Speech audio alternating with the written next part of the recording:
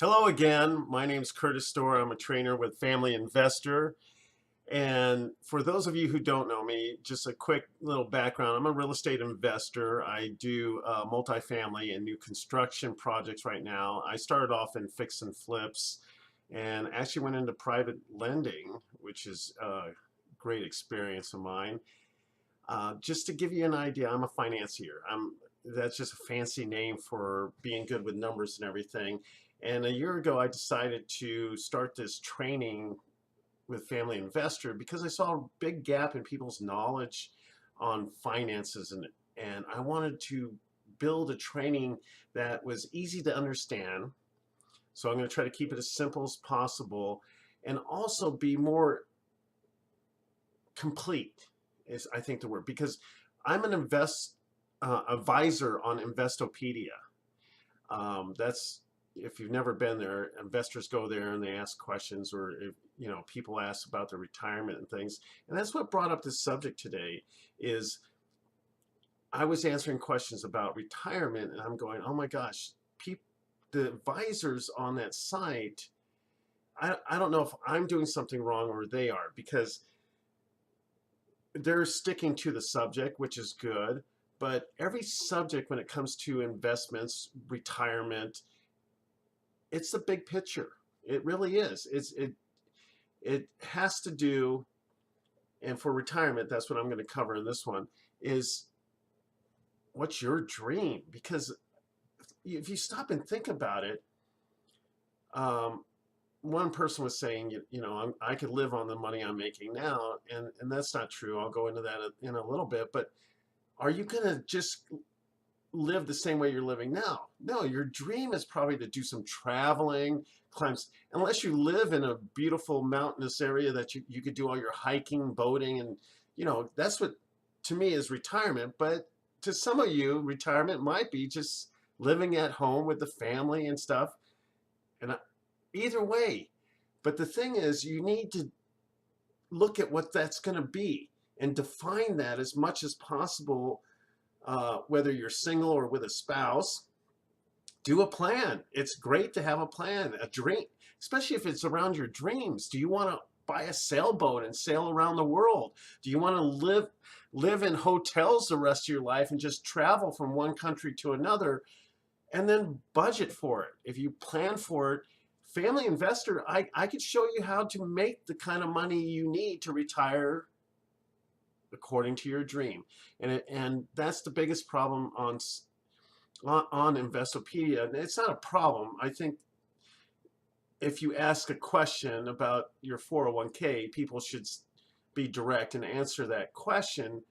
But it always comes back to the big picture. What do you want? What does it look like? I mean, what's that lifestyle, and what's that going to cost you? And if you're taking our trainings, you've already mapped all that out, because that's in our basic trainings, where you look at those things. And most people don't even know what retirement is, because if you think about it, that's more like living your dream. You're done working, you put in your time. Now I'm going to retire, but how when can I retire? Everybody tells you 65. You can retire anytime you have produced enough assets or vehicles of investment that create passive income that covers that lifestyle. If you need $10,000 a month, and you have real estate that's producing $10,000 a month, or other investments combined that are going to bring you $10,000 a month, you can retire. A lot of people don't. There's self-made millionaires all the time, and they don't retire. Their lifestyle changes, but they don't retire because they like working and doing what they have a passion about that. And like the first one, books. You could be a person who does a book, turns into a movie.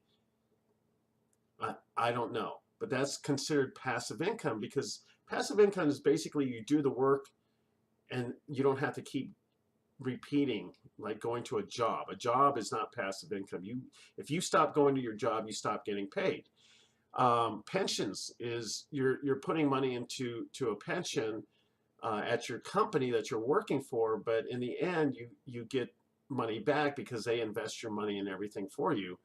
Um, but what does that really look like? And are there pensions anymore? And a lot of pensions change when companies change hands.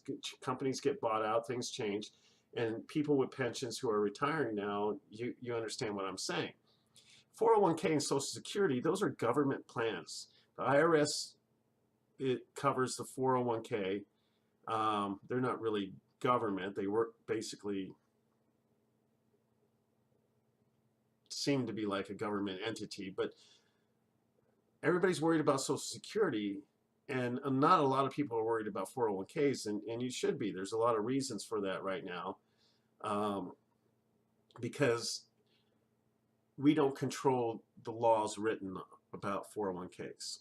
Life insurance, on the other hand, it can be passive income, tax-free, actually.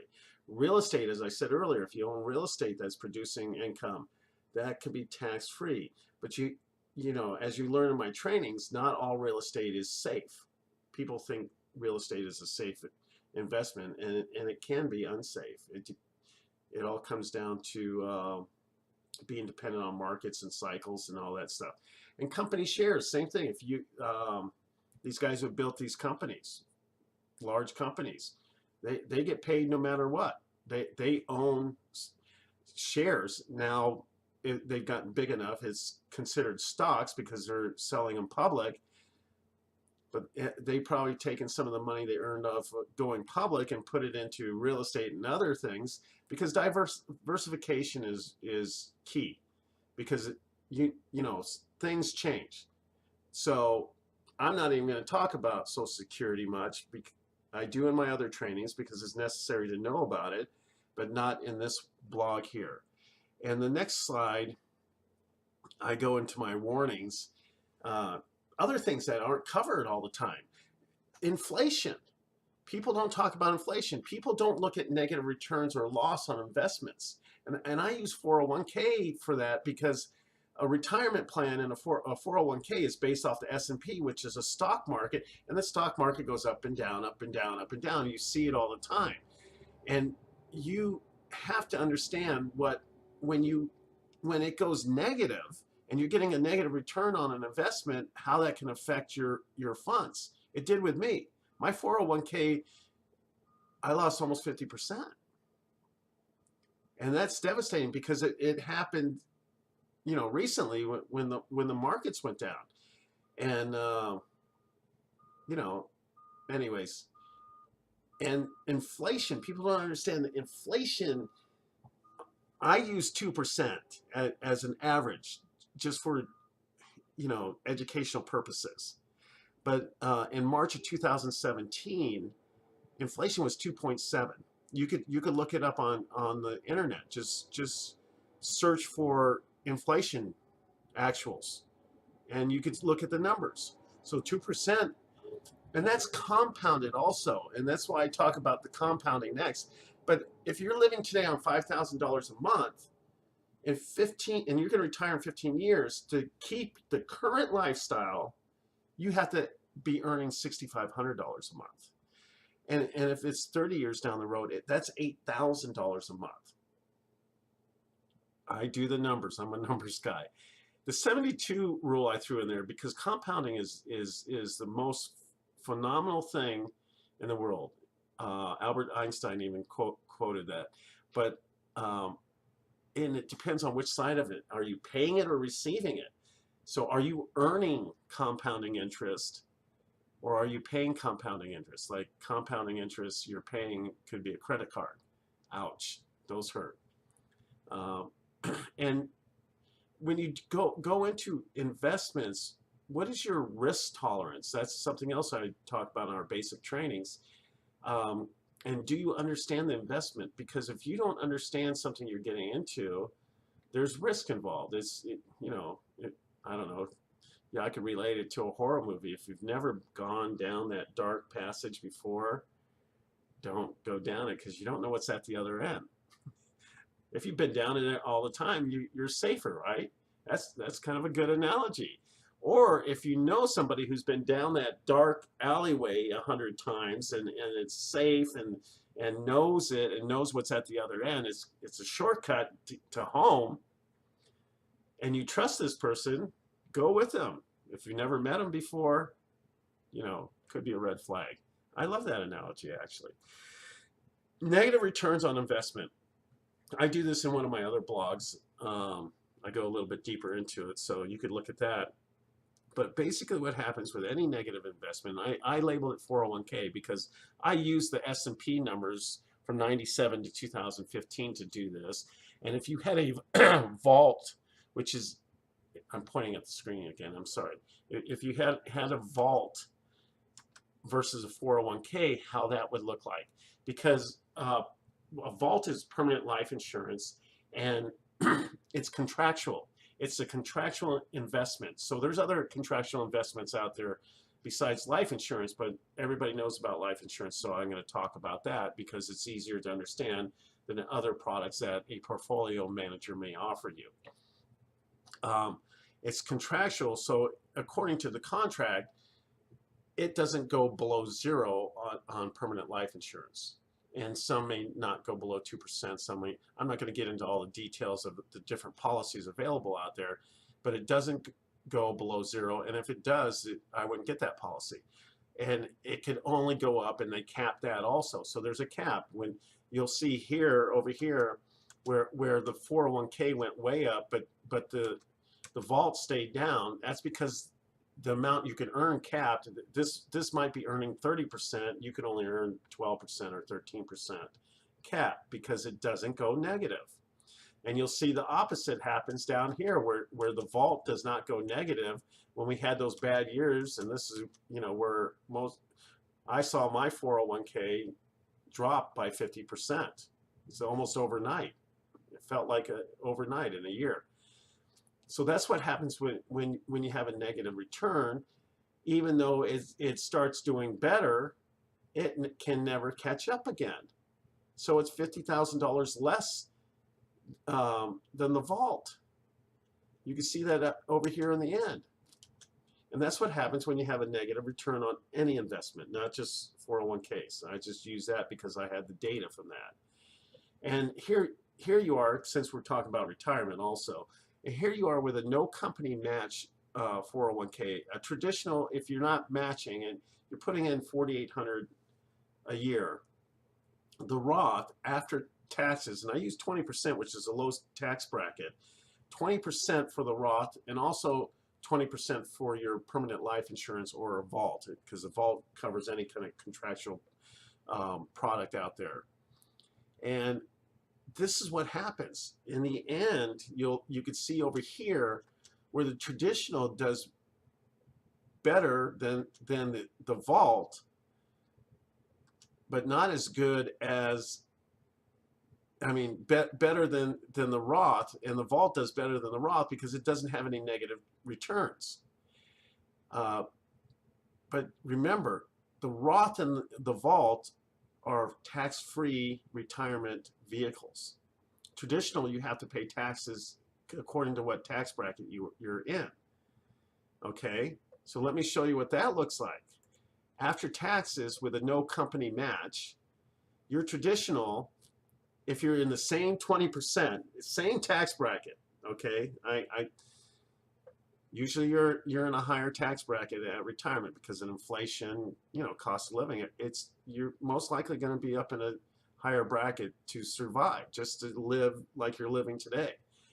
And of course, the Roth over here is not as good because it had negative returns, and the vault outperformed both of them. Whether you're single, married, or had a household, they're pretty much almost identical. Now we get into the subject where there's a company match, and I use 2% and of course 20% tax bracket, okay? And it's $800 a year. The traditional, since they're matching, that becomes $1,600. The Roth, if they even offer it, usually they don't. After taxes, if they were the match, would be $640. With a match, would be $1,280. And of course, the vault is your own money, so you're not getting a match. and so it's at 640. 800, that's $800 minus taxes. Okay, so with the same amount of money invested, wow, of course, over here the traditional did really well. The Roth did twice as well as the vault, and that's because you're putting in twice as much, right? Okay, so then we look at taxes. The traditional and the Roth are almost identical across the boards. Same with the Roth. But you have to understand one more thing. If you were in a higher tax bracket, your traditional would be less. This is if your tax bracket is identical or based off of what the income is. So it's almost identical to what you're making today, which isn't going to be true. It's going to be higher. So traditional would be less than your Roth. So your Roth is the best choice now if you have a company match, if that's the only thing you're looking at, because a vault, like I said, that could be a permanent life insurance policy. And so you have to ask yourself, what else do I need to consider? Even though they both outperform the vault, like I just went over, what is my current tax bracket versus when I retire, right? That's what the traditional can lose out. It could be almost equal to your life insurance policy, your permanent life insurance policy, if you get taxed quite a bit. It all depends. I don't know. You have to consider that. And what other benefits come with that contract? With permanent life insurance, you get a death benefit. You could get long-term care benefit, critical care benefits. You can get you could do loans. You could withdraw the money, where you can't do that with a traditional without penalties. I mean, there's certain circumstances that you can, and but I'm not going to get into all that. But just to give you an idea, to get you start thinking about this, and craving more training, which we offer. If you're and what would your cost be if you were to get a 401k? I see a lot of people on Investopedia where they say, yeah, I have a 401k and term life. Well, term life is normally they're good for 10 years, and then you have to renew it. So in 10 years, if your health is bad, you're not going to get another policy, term life. If you do permanent life, you're insured permanently as long as you're paying your premiums. And even some policies, you could stop paying premiums after a certain year because the value that it produces will earn enough money to pay your premiums for you. That's another nice thing. You could get also with long-term care, you could buy a policy that you pay just like term life is you pay, but if you don't use it, all that money you throw away. Or you can get a permanent life insurance policy that has a long-term care rider, which if you need long-term care, great, you can tap into your life insurance benefit and cover your percentage. It depends on the agreement. Once again, you can tap into that to help pay for your cost of long-term care. And if you don't use it, you've always been paying into your own policy, which later on you could draw out as tax-free income for retirement and still be left over with a death benefit for final expenses. I love it. And it all comes down to what I said earlier, is you have to look at the big picture. What are your dreams? What are your goals? Where do you want to be? In conclusion, I've had both. Obviously, I've spoke about it. I have a 401k now. I've done other things. Rolling over from a traditional to a Roth is another option we talk about and train it in. I have an insurance policy. I've actually become an insurance agent to learn more about that because I did not feel comfortable with my agent and what they told me, and what I started learning when I started using my, it's called an Index Universal Life Policy, started using that for other wealth building strategies. And we go into that in our trainings also. how you can use that to build even more wealth on top of your life insurance policy, taking loans against that cash value. And I've done it mostly for the research, but one policy does not fit everybody. So there's advisors out there that they'll just sell you whole life, and there's advisors out there that tell you not to get life insurance. I heard one on TV the other day, and she asked this gentleman, younger gentleman, "Are you married?" And he goes, "No, I'm single." And she goes, "Oh, then you don't need life insurance." I don't agree with that, because I hate, no, I don't hate to say it, but it's a fact of life that we are mortal.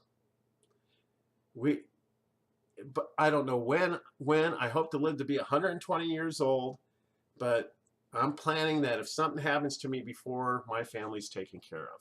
And I'm single. I have a niece, I have a great niece. You know, I have a father. I Who knows who's first? I don't know. But I've planned for that, and I have peace of mind knowing that something happens to me, they're covered. They're covered now, but they'll really, and they won't have to take on any of my debt or anything like that. Or if something happens to me, I have long-term care. It's, what do you want? What's the big picture? And that's why I say here, you people need to take my training. Really, there's so much we cover, and also if there's an advisor out there that is telling you things that don't feel right, and that we have this product and this product is the right product for you, and the reason that usually happens is they're what's called, and I do a training on this too, captive agent. And what that means is it's like they're a salesman that works for a certain company, like a car salesman that works for Chevrolet. If you work for Chevrolet, you're not going to sell Fords, Hyundais, Toyotas, because your income is derived from selling Chevys. So if someone comes into your office and they say, "I need this car that does this and this and this and this," and it's a Toyota, let's say, Toyota is the best fit for them, but is the salesman that works for Chevrolet gonna sell you the Toyota? Maybe if he's a used car salesman and they have one on the lot, but you see what I'm saying. A captive agent is someone who works for that life insurance company or that bank, like a bank. Bank's a good example too. If I work for Bank of America or Wells Fargo or any of the major or any bank, when you walk into the bank, those are the products that I'm going to sell you. I'm going to sell you on whatever we have, because that's who I work for. If I like a mortgage, if I'm a mortgage broker, I work outside of the bank, and I can sell you anybody's product unless they're exclusive, which captive agents can only sell those exclusive products, and I can't.